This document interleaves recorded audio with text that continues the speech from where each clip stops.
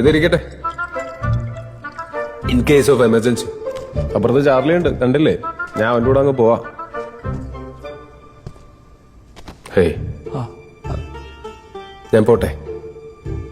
ഒരു baby sitting ജോലി ഏറ്റെടുത്തായിരുന്നു. നിർബന്ധിക്കുവാണേ വേണേ നിൽക്കാം. വേണ്ട. ഓക്കെ. അപ്പോ രാത്രി യാത്രയില്ല. ചത്തില്ലേ വീണ്ടും കാണാം.